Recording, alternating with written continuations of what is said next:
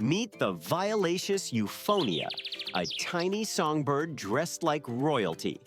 This bird shines with deep violet feathers and a golden yellow belly. But it's not just a pretty face. Euphonias feed mostly on fruit, therefore they play a big role in spreading seeds through the forest. You might think they're shy, but males actually sing non-stop to defend their territory like feathered rock stars. And here's the wild part. Despite their beauty, they're only about 10 centimeters long, smaller than your smartphone.